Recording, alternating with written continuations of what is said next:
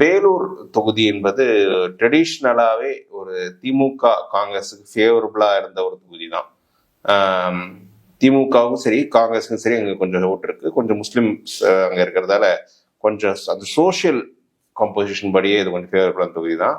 இந்த தொகுதியை பார்த்தோம்னா 1967 திமுக வெற்றி, 67 ஆட்சிக்கு வரும்போது திமுக வெற்றி பெற்ற தொகுதி தான் இது. 57 இண்டிபெண்டா இருந்த MP சாரதின்ற ஒருத்தர் வந்து திமுக இணைஞ்சு 67-71 ஜெயிக்கிறாரு. அதற்கு பிறகு திமுகவை சேர்ந்த திரு தேவராஜ் என்பவர் 3 முறை 80, 84 இந்திரா காந்தி மறைந்த அந்த அலை இருந்த போதே திமுக சார்பாக வேலூர்ல வெற்றி பெற்றிருக்காங்க. ஸோ வேலூர்ல திமுக அமைப்புன்றது இந்த அளவுக்கு ஸ்ட்ராங்கா இருக்கு என்றது நமக்கு அதுல தெரியுது. 91, 96, 2001 அப்புறம் திரும்ப 2006 இந்த 3 முறையும் காங்கிரஸ் கட்சியை சேர்ந்த திரு ஞானசேகரன் ஜெயிச்சிருக்காரு. அதிமுக வந்து இங்க 2 முறை ஜெயிச்சிருக்காங்க. 1977 ஜெயிச்சிருக்காங்க. அப்புறம் 2011 டாக்டர் VS விஜய் ஜெயிச்சிருக்காங்க. அதன் பிறகு 2016, 22 திமுக சேர்ந்த P கார்த்திகேயன் ஜெயிச்சிருக்காங்க. இப்ப இந்த தொகுதியில வந்து 2011 திமுக தோல்வி அடையும் போதே அதுக்கு முன்னால் 4 முறை வெற்றி பெற்ற ஞானசேகரன் தான் இந்த முறையும் கண்டஸ்ட் பண்ணாரு. அப்போ 40% மேல எடுத்து தான் தோக்குறாங்க. ஸோ இந்த ஸ்ட்ரக்சர் வைஸ் இங்க திமுகவுக்கும் சரி காங்கிரஸுக்கும் சரி ஒரு இது இருக்கு. நீங்க 2016 வந்து திமுக 50% ஓட்டு இருக்கு. அதாவது மாநில அளவில் திமுக தோல்வி அடைய தேர்தலில் 50% இங்க ஓட்டு எடுக்கிறாங்கன்னா அப்பனா திமுக காங்கிரஸ் கூட்டணி கம்பைன்ட் கெமிஸ்ட்ரி வந்து இங்க ரொம்ப ஸ்ட்ராங்கா இருக்கு. அதிமுக வந்து அந்த இஸ்லாமிய வாக்குகளுக்காக கொஞ்சம் முஸ்லீம் கேண்டிடேட் போட்டாங்க, பட் அவங்க பெருசா வரல. அதிமுக ஸ்ட்ரக்சர் கொஞ்சம் பலவீனமான ஸ்ட்ரக்சர் தான் இங்க இருக்கு. பாமகவுக்கும் ஒண்ணு பெருசா இங்க இல்லை. இப்ப 2016 நாம் தமிழர் முதல் தேர்தல் களம், அதுல வந்து என்னன்னா இது ஒரு அர்பன் கான்ஸ்டிடியூன்சின்றதால நாம் தமிழர் வந்து இங்க ஆரம்பிக்கும் போது 1600 ஓட்டு வச்சு ஆரம்பிக்கிறாங்க. இது 2021 வரும்போது அது 1600 வந்து 8500 போறாங்க. 24 6300 தான் வந்தாங்க.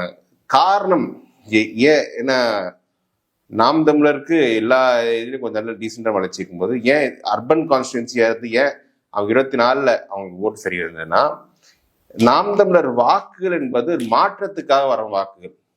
அது ஒன்றும் ஒரு சோசியல் ஆங்கிள் வர வாக்குகள் கிடையாது. அந்த கட்சிக்கு அமைப்பு ரீதியாக ஒன்றும் கிடையாது. மாற்றம்ன்ற அந்த பாயிண்ட்ல கன்சிஸ்டண்டா இருக்காங்க. அதனால வர ஓட்டு தான் நாம் தமிழருக்கு வர ஓட்டு. இதுல வந்து நீங்க இங்க 2016 வந்து மக்கள் நீதி மையம் கொஞ்சம் இருந்தது. அங்கே அர்பன் கான்ஸ் மக்கள் நீதி மையத்தால் கொஞ்சம் பாதிப்பு ஏற்பட்டு அவங்களும் ஆல்மோஸ்ட் சேம் ஓட்டு எடுக்கிறாங்க. 24 இங்க பாஜகவை தேசிய ஜனநாயக கூட்டணி மாற்று நிற்கும் போது ஏசி சண்முகம் கொஞ்சம் லோக்கல்ல கொஞ்சம் நல்ல ஸ்ட்ராங்கா இருக்கு. அந்த ACS காலேஜ் அதெல்லாம் கொஞ்சம் அவருக்கு அந்த நெட்வொர்க் அங்க இருக்கு. ஸோ ஏசி சண்முகம் இந்த அறிந்த முகம்ன்றதால மாற்றம்னு எடுத்த ஓட்டு வந்து இங்க வேலூர்ல நல்லாவே அவர் எடுத்திருக்காரு. அதனாலதான் இப்ப நீங்க NDA ஓட்டிங் வந்து 2024 பாத்தீங்கன்னா NDAவே 38% ஓட்டு பிஜேபி. அது ஏசி சண்முகத்துக்கான ஒரு ஓட்டு, பிஜேபிக்குன்னு ஒரு ஓட்டுன்னு பார்க்கணும். ஏசி சண்முகத்துக்குன்னா அதிமுக பாஜக இணைஞ்சே வந்து 36% எடுக்கிறாங்க. ஸோ அதனால இங்க ஏசி சண்முகத்துக்கு கொஞ்சம் ஓட்டு இருக்கு, அதுல கொஞ்சம் இங்க எடுத்திருக்காங்க. அதனால 38% எடுக்காங்க. இங்க வந்து இப்ப திமுக அப்போ 49% அங்க கன்சிஸ்டண்டா இருக்காங்க. கதிரானந்த் கேண்டிடேட்டாக எடுத்திருந்தாங்க. கதிரானந்த் மீது அங்க இருக்க வேலூர் மாவட்டத்தில் திமுக நிர்வாகிகளே கடுமையான அதிருப்தியில இருந்திருக்காங்க.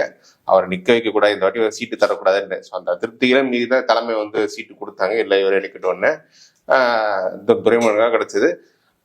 அதனாலதான் 49% தர இவர் வந்து கண்டிப்பா 50% மேல எடுக்க திமுக வேற யாரும் இருந்தா 50% மேல எடுத்திருப்பாரு. அந்த கார்த்திகேயன் வந்து 2016 52% எடுத்திருக்காங்க. ஸோ அவர் வந்து 50% வரக்கூடிய தொகுதி தான். ஸோ இந்த தொகுதியை பொறுத்தவரை இதுல வந்து திமுக பெருசா ஒரு சேலஞ்ச் எதுவும் இருக்காதுன்னு நினைக்கிறேன். ஆனாலும் இது ரொம்ப கம்ஃபர்டபுள் லீட் அப்படின்னு சொல்ல முடியாது. அதிமுக கூட்டணியில் அநேகமாக தொகுதி வந்து பாஜகவுக்கு ஒதுக்கப்படலாம். ஸோ பாஜக நிற்கிறாங்கன்ற வரும்போது அது யார் ஒருவேளை ஏசி சண்முகத்தோட ஃபேமிலி ஏசி சண்முகம் நிற்கலாம் என்னன்னா அந்த அந்த ஓட்டு கொஞ்சம் இங்க வரும். அது ஏசி சண்முகத்தோட இது பேக்கிங் இல்லாம ஒரு கேண்டிடேட் நிற்கும்போது அந்த சட்டமன்றத்தில் எடுத்த ஓட்டுன்றது ஒரு என்ன combined vote of ADMK BJP PMK வந்து 42% தான் 21. இங்க வந்து 45% வருது. இங்க வந்து 45% வருதுன்னா அது 3% எக்ஸ்ட்ரா ஓட்டு அங்க இருக்கு. அந்த எக்ஸ்ட்ரா ஓட்டு வரும்போது மேபி கொஞ்சம் ஃபைட் கொடுக்கலாம்.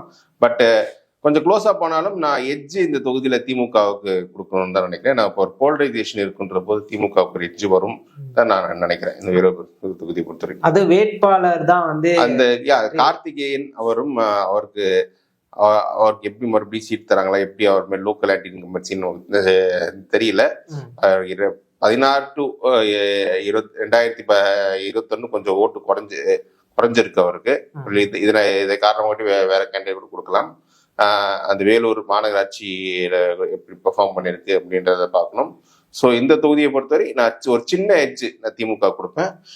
அவங்க அமைப்பு வளத்துக்கு மெயின்லி, அதுவும் இப்போ அர்பன் கான்ஸ்டிடுவன்சின்றதால இங்க கொஞ்சம் விஜயின் தாக்கமும் கொஞ்சம் இருக்கும்ன்றதால நான் சொல்றேன். அதனால கொஞ்சம் நான் ஒரு திமுகவுக்கு ஒரு சின்ன எட்ஜ் நான் கொடுக்குறேன்.